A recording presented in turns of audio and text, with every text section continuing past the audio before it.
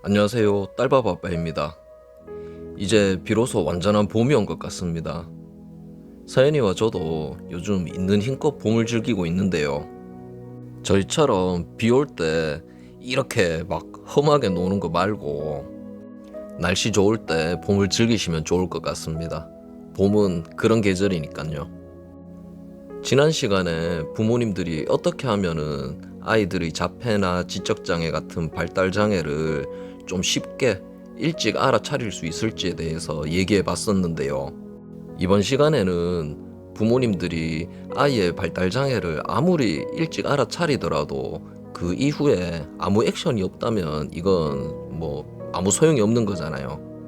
그 이후에 어떤 액션을 취해야 할지, 어떤 마음가짐으로 어떤 것에 조심할지에 대해서 이야기를 한번 해보도록 하겠습니다.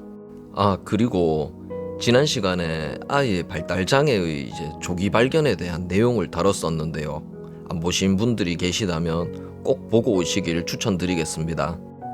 우선 다들 아시다시피 저는 이쪽 계통의 전문가도 아니고 의사도 아닙니다.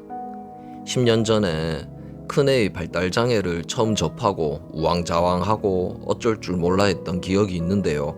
그냥 아빠입니다. 그냥 보통 아빠죠.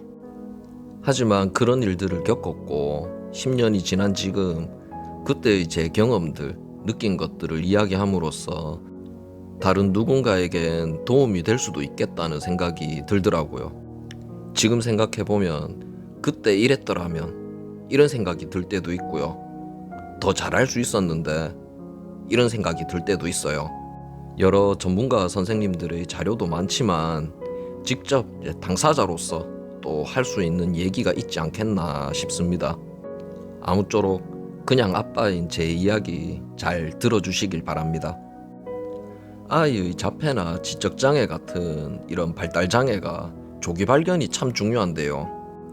여기서 말하는 조기 발견의 이 발견은 공신력이 있다고 인증받은 기관, 즉 상급 병원이 되겠죠. 거기서 여러 검사를 받고 전문의의 진단이 떨어져야 비로소 발견이 되는 것이고요. 유튜브 같은 데서 내 아이 자폐 구별법 이런 거 다 찾아보고 제 지난 영상 같은 것도 다 찾아봤는데 아무리 봐도 아이가 좀 이상한 것 같다 라든지, 만약에 어린이집 선생님이 검사를 받아보시라 이렇게 권유를 했다든지, 아니면 애기들 소아과 정기검진 가잖아요. 거기 의사 선생님이 자기가 봤을 때 아이가 이러이러한 이유로 검사를 받아보시는 게 좋겠다, 의사가 그렇게 이야기를 해도 그거는 조기 발견의 발견이 아니라 아직 의심 단계인 겁니다. 조기 발견을 하기 위해서는 이 의심 단계를 최대한 빨리 접해야지, 그리고 그 이후에 어떤 액션을 취해서 이걸 빨리 발견할 수가 있는 거고요. 일단 이게 의심 단계에 접어들었다 그러면은 다른 거 다 필요 없고 제일 먼저 해야 될 일이 병원 예약입니다. 대학병원이나 종합병원 이런 상급 병원에 최대한 빨리 검사 예약을 잡아야지, 검사 예약을 해도 1, 2년은 대기를 해야 하는 경우가 부지기수입니다. 그러니까 지체 마시고 예약부터 잡으셔야 합니다.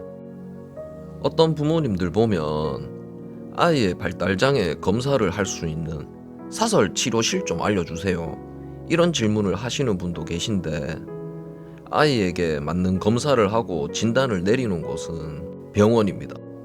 의사 아닌 사람이 의료행위를 하면은 법적으로 안 되죠. 그죠? 예. 오로지 병원을 가야 됩니다. 병원이 아닌 그 어떤 곳에서도 이 아이는 자폐입니다, 그러니 이러이러한 치료를 받으세요 이런 말 하면 안 돼요. 못 해요.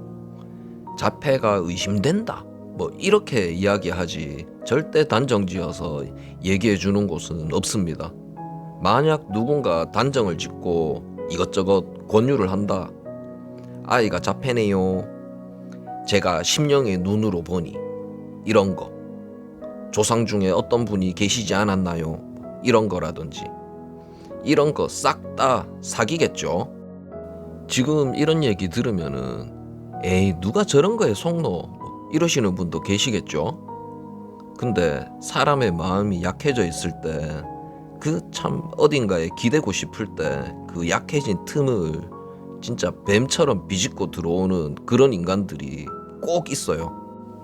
귀신같이 어떻게 냄새를 맡았는지 그런 인간들이 꼬이고요. 실제로 저희한테도 몇 년 전 그 코로나로 유명해진 종교단체 있잖아요. 그 종교단체가 접근을 했었고요. 또 저희 부부는 안 그래도 어른들이 이 어른들이 뭐 어디 점집이니 뭐 어디 뭐 기도를 뭐 잘하시는 목사님이라든지 이 어른들이 한동안 시달리셨고요. 말도 안 되는 이런 상황들이 실제로 벌어지더라고요. 누구나 이런 상황이 처음이고 혼란스러울 수밖에 없어요. 충분히 그럴 수 있거든요. 그러니까 처음에는 될 수 있으면 무조건 의사 말을 우선적으로 듣는 게 아마 제일 안전할 거예요. 저희 같은 경우는 저희 지역 대학병원에서 하루 입원해 갖고 1박 2일로 검사를 했었어요. 이렇게 병원에 검사를 받으러 가실 때 반드시 어른이 2명은 가셔야 됩니다. 병원에 가게 되면은 낯설고 이 막 혼란스러운 환경에 애가 더 많이 울고 보챌 거거든요. 그런 애를 달래가면서 검사를 진행하는 게 혼자서는 절대 쉽지가 않습니다. 하나 예를 들어서 어떤 경우가 있냐면요. 이제 가면은 부모님에게 설문지를 주거든요. 근데 그 양이 거의 노트 한 권 분량에 설문 그 문항도 몇백 문항이 돼요.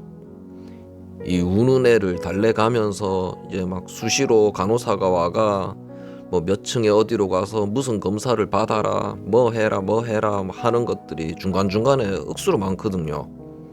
근데 이제 부모가 답해야 하는 그 설문지도 의사가 보고 이제 판단을 하는데 참고를 할 중요한 검사 항목인데 보호자가 이리저리 막 정신없이 그냥 작성할 수 있는 게 절대 아닙니다. 보호자가 2명 가셔서 한 명은 애를 전담으로 맡고 한 명은 그 이외의 일들을 이렇게 처리해 나가야지 혼자서는 보호자가 이 힘든 걸 떠나서 결과에도 영향을 끼칠 만큼 제대로 검사가 안 될 수도 있어요. 병원에 가실 적에 아버님이 연차를 2, 3일 내시던지 휴가를 내시던지 해서 꼭 같이 가시는 걸 추천드립니다. 저희 같은 경우는 MRI를 찍고 검사 결과가 나왔을 때 바로 얘기를 하더라고요. 사진을 보여주면서 핏줄처럼 신경이 이렇게 막 쭉 뻗어 있거든요. 이제 그걸 보여주는데 정상아들보다 이 신경이 덜 뻗어 있다고 하면서 바로 진단을 내리더라고요. 아쉽게도 현대의학으로는 이 신경이 왜 끝까지 뻗어 있지 않았는지는 알 수가 없습니다. 내 아이가 의학적으로 발달 장애인지 아닌지 그 정도만 알 수 있어요. 하지만 그렇게 검사를 받고 나온 결과들, 진료 기록들, 진단이 있어야지 뭐든 할 수가 있습니다. 그걸 갖고 앞으로 내 아이의 진료 방향을 잡고 계획을 세울 수가 있으니 이게 정말 중요한 자료가 됩니다. 치료실 같은 경우도 처음에는 병원에서 진단을 한 의사가 처방을 주거든요. 애가 어리니까 약 같은 처방이 아니고 애한테 맞는 치료들을 처방을 해줍니다. 뭐 운동이라든지 뭐 인지, 감각통합 뭐 여러 치료가 있겠죠. 아무래도 치료시설이 아닌 병원에서 치료를 받게 되면 조건에 따라 보험 처리라든지 금전적인 부분 등 여러 부분들이 유리할 수가 있으니까 치료를 병원에서 먼저 시작하는 거를 추천드리고요. 그리고 소위 말해 내공이 쌓인다고 하죠. 내공이 어느 정도 쌓일 때까지는 병원을 가는 게 맞는 것 같고, 그렇게 병원에서 검사를 하고 처방을 받고 치료를 하면서 부모님도 힘드시겠지만 조금씩 현실을 받아들이게 됩니다. 정신없는 사람처럼 우왕좌왕 할 때보다 주변도 좀 돌아볼 여유가 생기고 숨 좀 돌릴 여유가 생겼을 때 이제 다른 사설 치료실, 뭐 집에서 이동하는 동선이라든지 치료실 선생님들의 그 역량 같은 것들을 잘 고려하셔서 알아보시면 되겠습니다. 절대 기도가 어쩌느니 조상이 어쩌느니 이런 거 안 되는 거 아시죠? 내 아이가 이럴 수도 있지 않을까 의심을 하기 시작한 때부터 애가 병원에 가서 검사를 받고 의사의 진단을 받고 치료를 하고 이럴 때까지는 참 정신없이 달리셔서 진짜 조기 발견을 하셔야 되고요. 그 이후에는 이 발달장애라는 게 잠깐 몇 달 치료한다고 어떻게 이렇게 결과가 딱 나오는 것도 아니고 중증인 경우에는 평생을 매달리는 장기전이 될 수도 있거든요. 호흡도 좀 길게 가져가시고 부모님이 정신을 차리시고 중심을 잡으셔야 이 장기전을 잘 치를 수 있습니다. 참 이런 게 없으면 제일 좋은데 말이죠. 근데 이건 실제로 있고 환경오염 때문이라느니 전자파 때문이라든지 여러 설은 있지만 아직 정확한 원인도 밝혀지지 않은 현상입니다. 발생 비율도 해마다 올라가고 있다고 하고요. 누구에게나 아무 예고 없이 닥칠 수 있는 일이란 거죠. 그래도 요즘은 일반인들이 접할 수 있는 이런 분야의 자료들도 많고, 그리고 제 영상도 봐주신다면 경황이 없는 와중이더라도 최악의 상황만큼은 벗어날 수 있지 않을까 생각해 봅니다.